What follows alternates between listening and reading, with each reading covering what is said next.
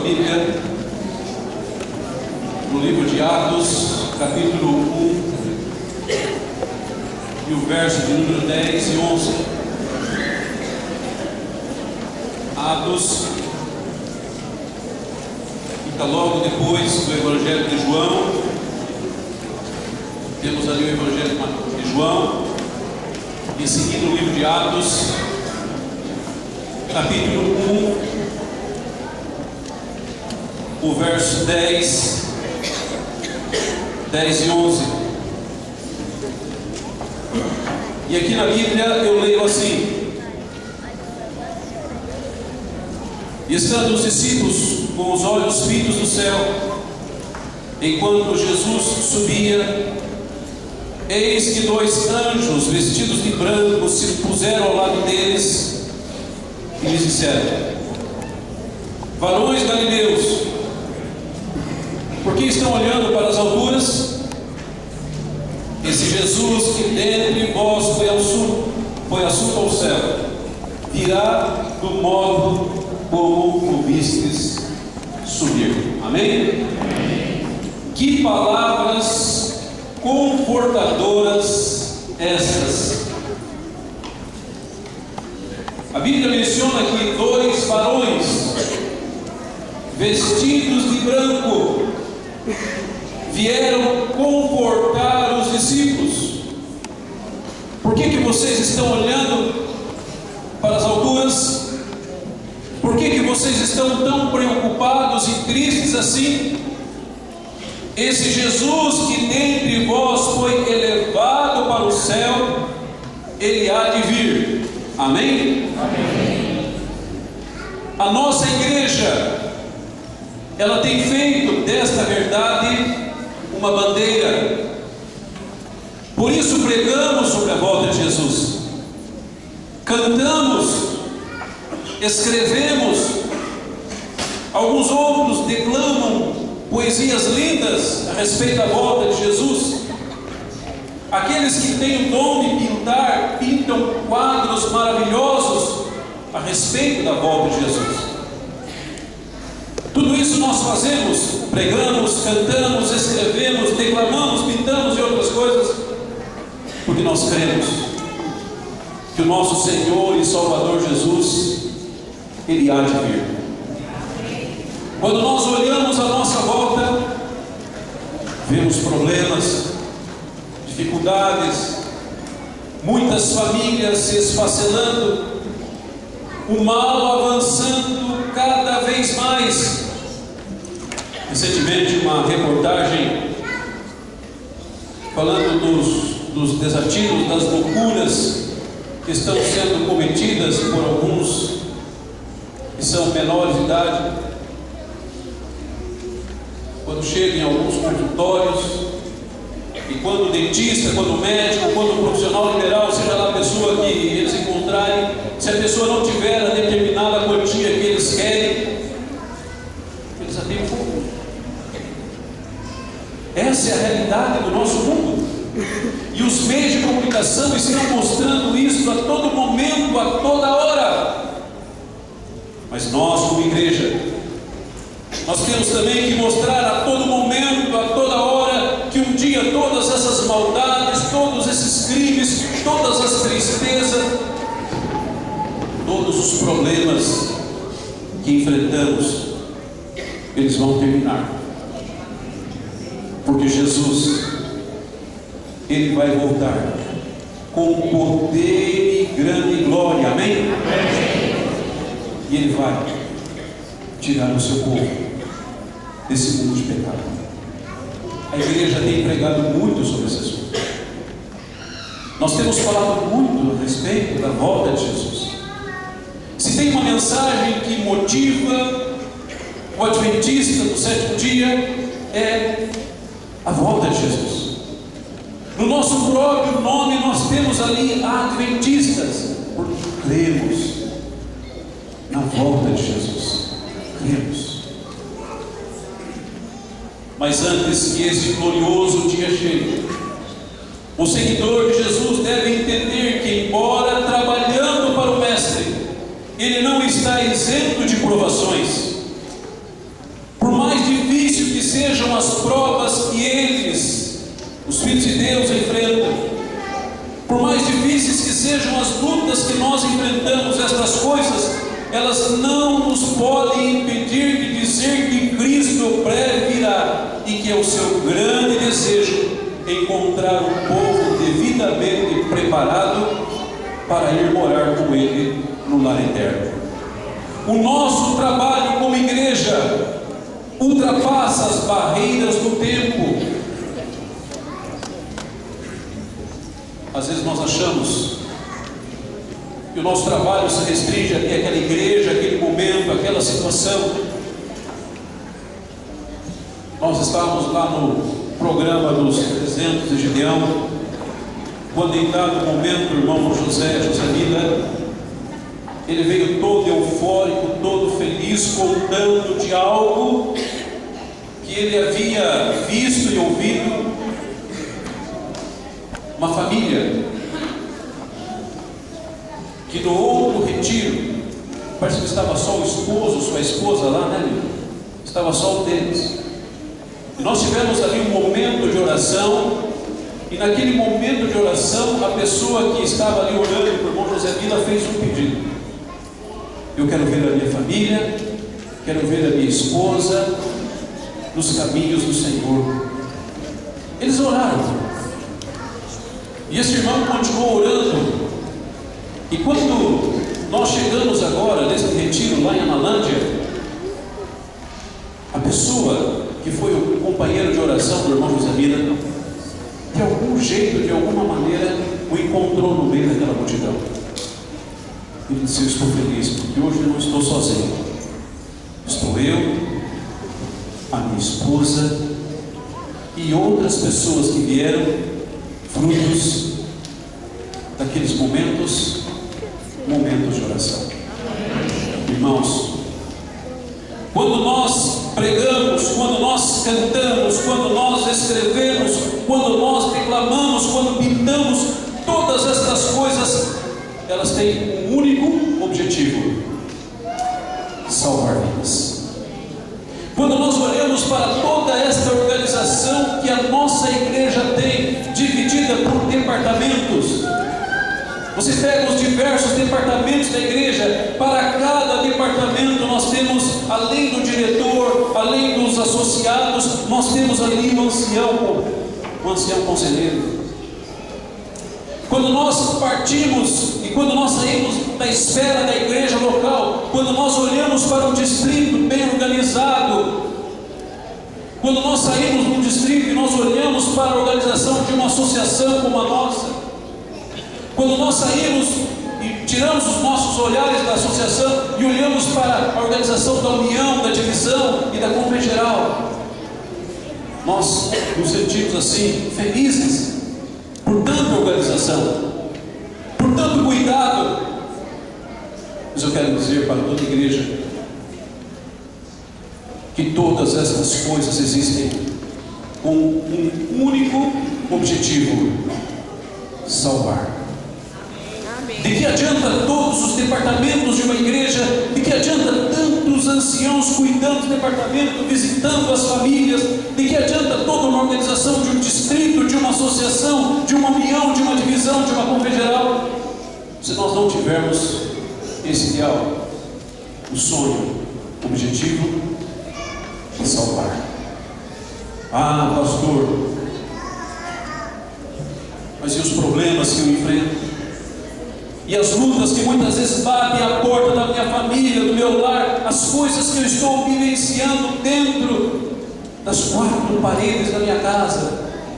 Irmãos, todas essas coisas, elas não devem servir de motivos, de razões, para impedir que um filho de Deus, uma filha de Deus, testemunhe e fale ao mundo que este Jesus, que dentre vós foi elevado ao céu, Ele há de vir.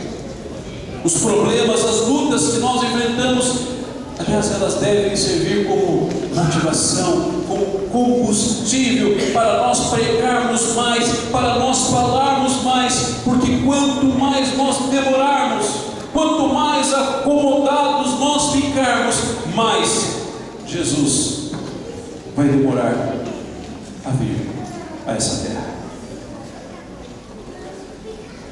Eu quero pegar um exemplo aqui dos pais do Dervival. Conheço esse casal simpático há pelo menos uns 20 anos, 21 anos que nós nos conhecemos.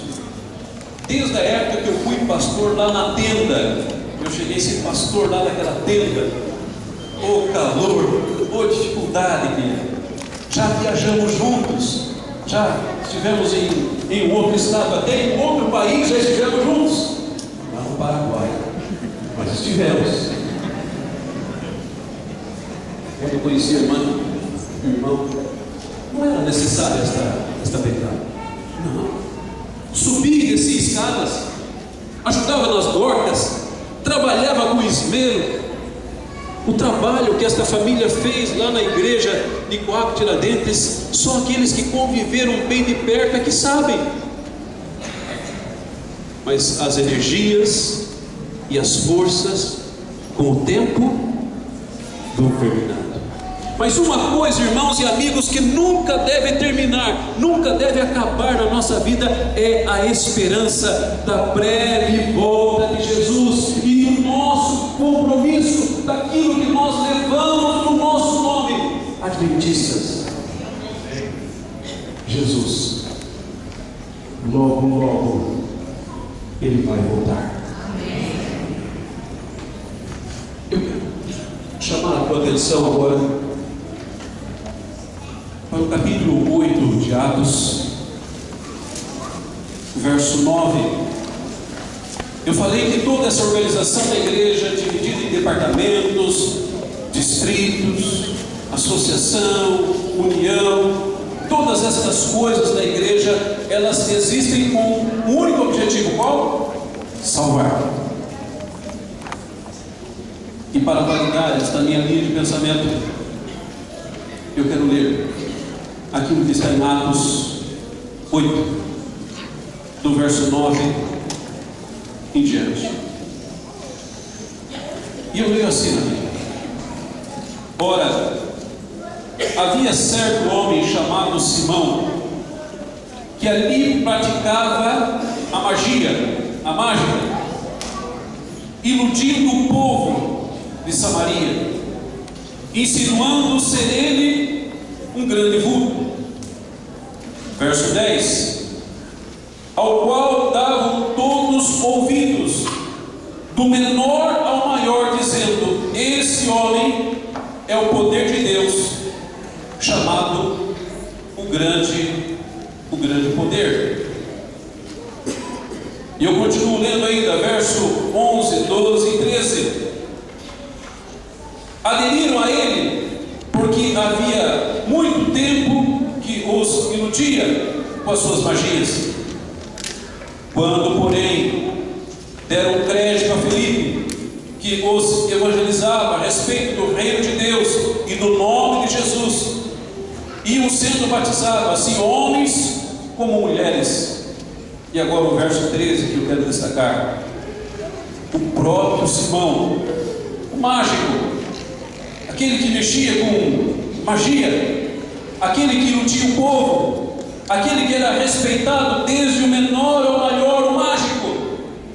Verso 13: o próprio Simão abraçou a fé, tendo sido batizado, acompanhava Filipe de perto, observando, extasiado, os sinais e grandes milagres praticados. Irmãos, quando nós nos dispomos a pregar, quando nós falamos a respeito de Jesus e da sua breve volta a esta terra, até os mágicos, até os encantadores, até aqueles que costumam iludir as pessoas, e quando elas são sinceras, até mesmo estas pessoas podem ter as suas vidas transformadas. Amém?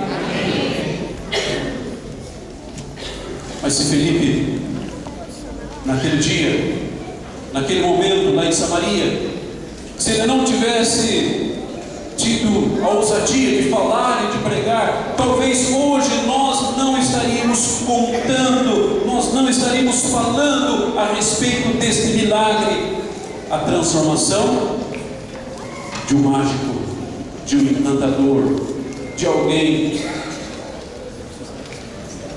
que teve a sua vida mudada, transformada pelo poder do Evangelho. Eu quero agora chamar a tua atenção para um outro capítulo desse mesmo livro, Atos, capítulo 14, versos 21 e 22. Atos 14, versos 21 e 22. Aqui já não é mais Filipe, aqui é Paulo. E veja o que a palavra diz: e tendo anunciado o Evangelho naquela cidade e feito muitos discípulos, voltaram para Listra, para Icônio, para Antioquia. Verso 22: fortalecendo a alma dos discípulos, exortando-os a permanecer firmes na fé, mostrando que através de muitas tribulações nos importa entrar no reino de quem? No reino de Deus. Interessante essa estratégia que Paulo costumava usar. Depois de uma igreja estabelecida, e aqui ele menciona, a palavra de Deus menciona inclusive o nome das regiões, região de Listra e outras regiões aqui que são Antioquia e outras que são mencionadas, Derbe. Depois de algum tempo, o que ele fazia? Ele voltava, confirmando a fé, ou seja, dizendo aos irmãos: permaneçam firmes, não desanimem. Mesmo que venham as provações, mesmo que venham as lutas, não desanimem. Eu quero fazer minhas palavras de Paulo e deste seu ideal descrito em Atos 14. Quando eu olho para a igreja de José Bonifácio, aos amigos, aos irmãos, aos visitantes, eu quero dizer a todos vocês: não desanimem.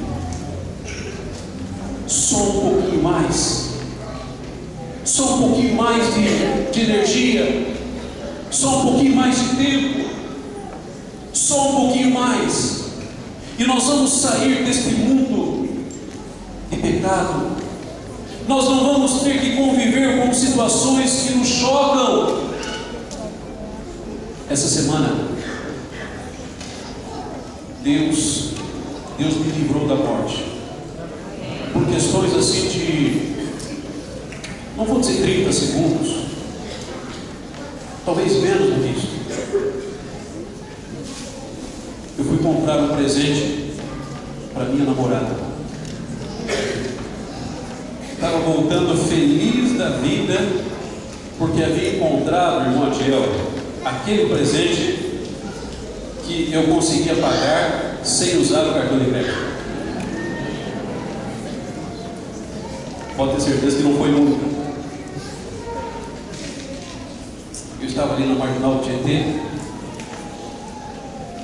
quase chegando ali perto do campo do Corinthians, aqui do Parque São Jorge, cruzando um caminhão-tanque. Eu estava na faixa da direita, o caminhão-tanque logo ao lado, na faixa seguinte da esquerda, o trânsito fluindo normalmente. Eu passei no caminhão-tanque, o carro que estava atrás de mim passou também no caminhão-tanque. O terceiro, quando foi passar, eu não sei por que motivos, aquele caminhão fechou aquele carro. E como o trânsito não estava assim tão fluindo com tanta rapidez, nós estávamos indo assim, até lentos, trânsito. Eu escutei a freada, automaticamente olhei pelo retrovisor e eu vi pelo retrovisor. Eu escutei a freada, eu vi o caminhão-tanque fechando aquele carro. Eu vi aquele caminhão-tanque fazendo um L na marginal do Tietê. Eu vi aquele caminhão-tanque passando por cima daquele carro. Irmãos,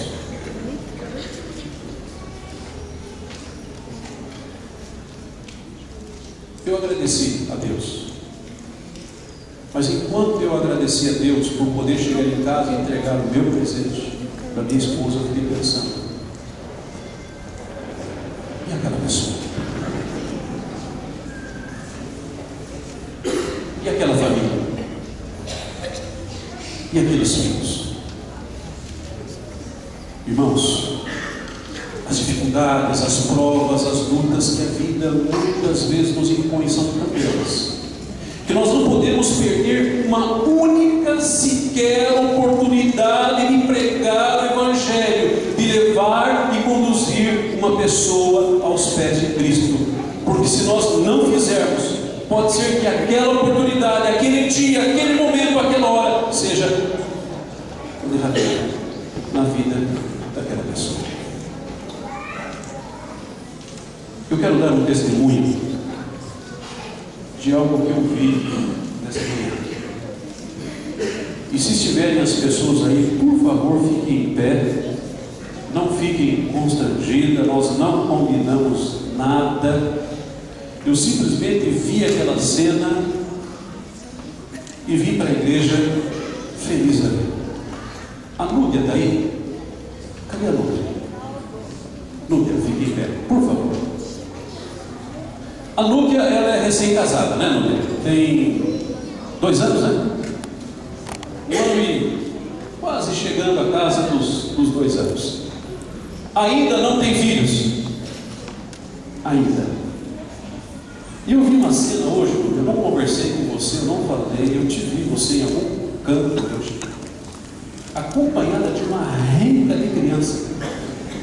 Que geralmente quem vem com a gente, assim nos acompanhando, são os nossos filhos.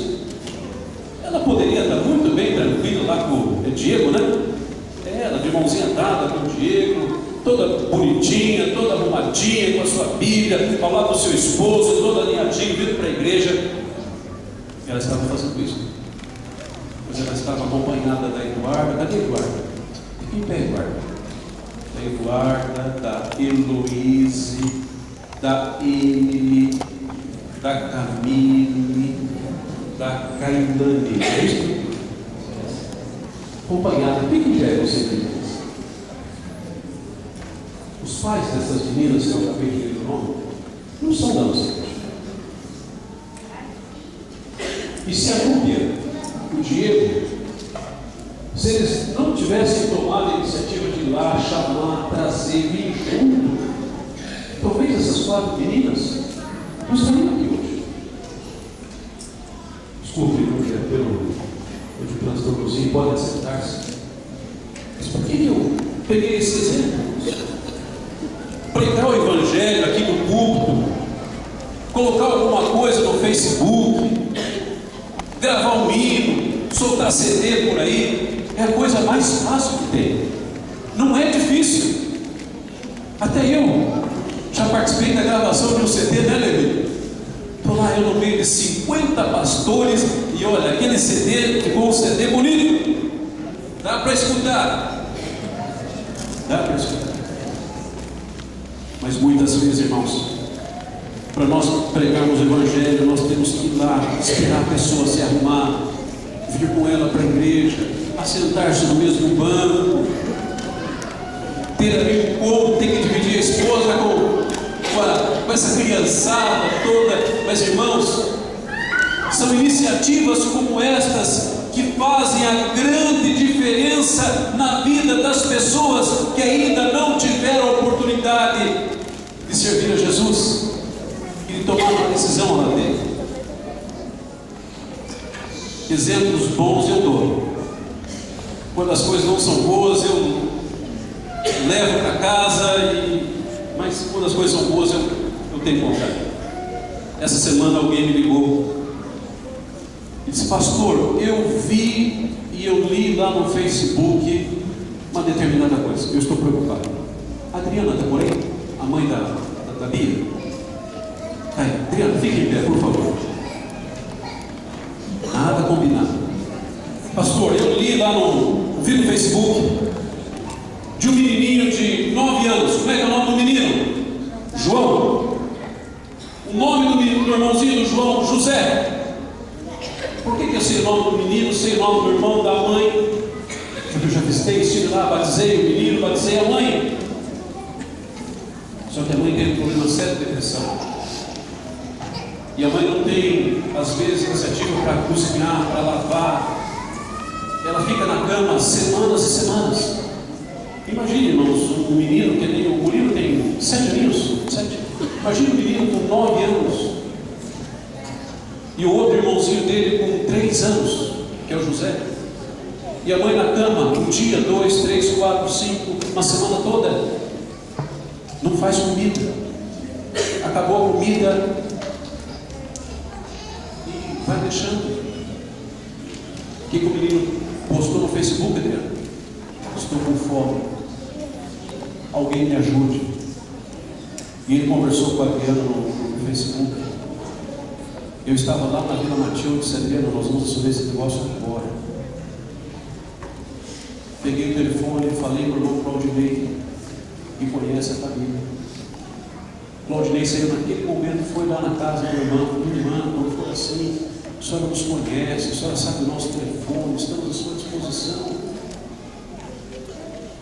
Talvez nenhum de nós estamos com fome nesse momento. Ou se estamos, é por uma questão momentânea, porque logo nós vamos voltar para casa, vai ter aquela lasanha, vai ter aquele assado, vai ter aquela feijoada, vai ter aquele arroz, vai ter aquela comida gostosa que Deus nos deu e que Deus abençoou. Mas uma criança de 9 anos entrou no Facebook, e graças a Deus que alguém lá do outro lado, que a Adriana não sabe quem é esse menino, ela nunca viu esse menino, mas ela teve a iniciativa de falar comigo. Eu conheci o menino e graças a Deus a família foi atendida. Obrigado, irmãos. Ora, Deus quer me usar como está usando a Núbia, para ir lá, chamar as meninas, pegar nas mãos das meninas, atravessar a rua, entrar na igreja, sentar do lado dela, como ela e o Diego estão fazendo. Ora, Deus quer me usar assim. Ora, Deus quer usar esses meios de comunicação, essas tecnologias, né? O Facebook, quais os outros hoje? Twitter, e tantos outros. Às vezes, irmãos, eu fico louco da vida. Algumas pessoas entram em Facebook, Twitter. Um dia desses, um camarada lá de Coab Tiradentes, vocês conhecem. O camarada postou uma foto. Ele tinha acabado de acordar às 5h30 da manhã. Eu estava fazendo o meu culto. De repente, eu abri para escrever uma mensagem, que às vezes eu escrevo para os irmãos, e está lá, 5h30 da manhã. Ele tirou uma foto dele e da esposa. Sabe aquelas fotos que você acaba de acordar, está com o cabelo desse tamanho, com o rosto desse jeito? Ele tirou uma foto do rosto deles. Olha aqui, acabamos de levantar. Olha como nós estamos. Gente, o que é que isso ajuda? O que é que isso faz? O que é que isso contribui para a salvação de alguém? Outras pessoas escrevem no Facebook, no Twitter: olha, eu estou jantando, eu estou comendo, estou assistindo isso, acabei de amarrar o cadarço do sapato. Meus irmãos, o mundo está indo de mal a pior. As pessoas estão morrendo, as pessoas estão passando fome, as pessoas estão no abismo, as pessoas estão sendo assediadas pelo pecado e pelo mal, e nós estamos lá dizendo a que horas nós levantamos, mostrando como é que está o nosso rosto naquele momento, falando do cadarço, do sapato, da roupa, da comida. Irmãos, não me levem a mal aqueles que fazem isso. Mas você poderia muito bem usar melhor o seu tempo ajudando na pregação do Evangelho e, se possível for, salvando mais uma vida. Mais uma vida. Enquanto nós, como igreja, temos a bandeira da pregação do Evangelho, anunciando ao mundo que Jesus em breve vai voltar, tem outras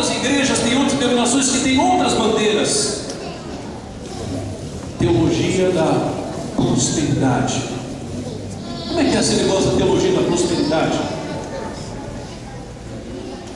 Um monte de obreiro, um monte de gente ali.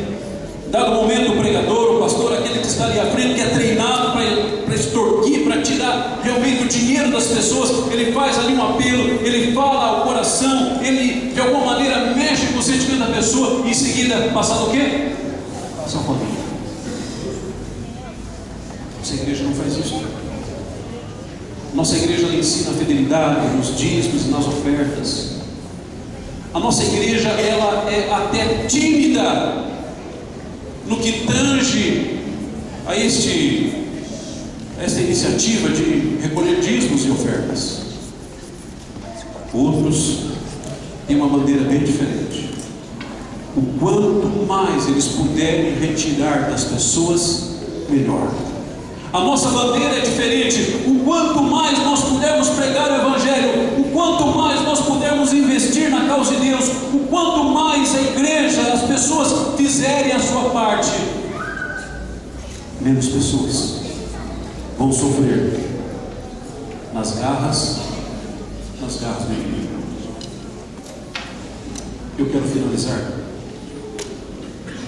agora chamando a tua atenção também para o livro de Atos. Eu só vou ler rapidamente Atos 17,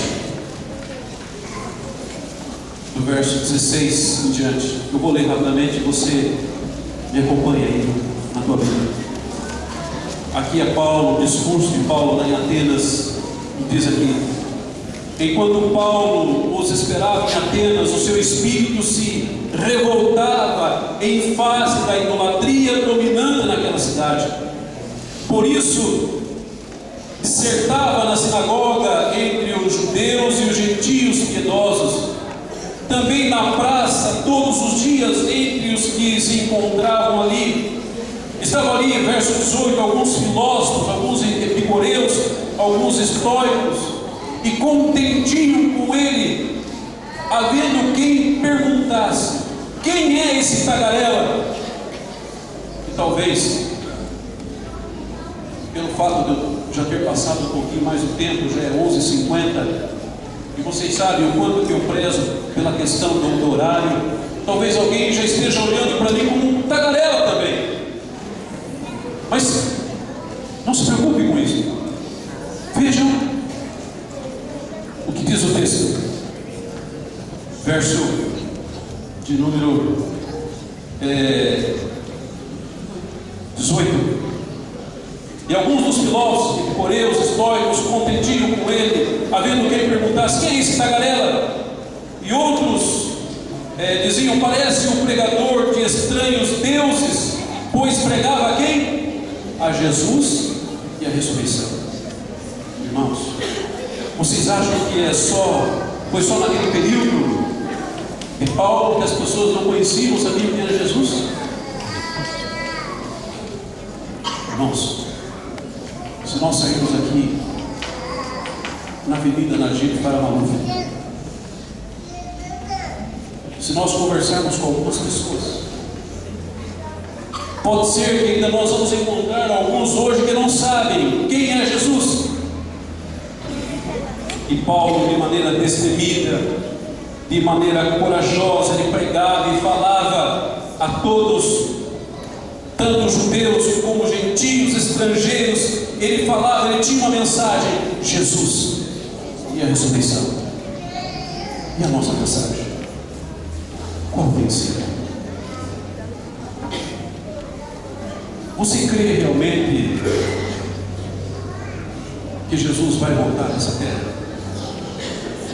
Acredita mesmo? Você está se preparando para encontrar-se com o teu Salvador? A Bíblia diz que Ele virá nas nuvens dos céus com poder e grande glória, e Ele virá para dar a cada um segundo as suas obras. Eu fico imaginando aquele dia, irmãos, aquele momento, aquela hora, quando Cristo, ao soar da trombeta, Ele virá acompanhado de milhares e milhares dos seus anjos. Eu fico imaginando Roberto, Ronaldo, Tião e Sérgio, quando Ele disser: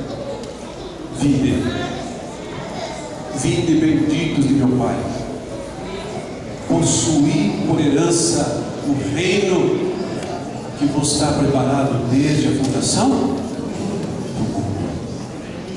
Será que naquele dia, você, querido irmão, querido amigo, visitante, você vai poder dizer como os salvos: este é o nosso Deus, como nós aguardávamos? Você vai poder dizer isso? Agora o coro da igreja, o coro masculino, vai cantar uma mensagem. Aliás, nossa igreja já tem belíssimos conjuntos, coral de desbravadores. Os homens podem ver, os irmãos podem ver. Temos conjuntos para os jovens, temos coral, temos agora um conjunto masculino, coro masculino.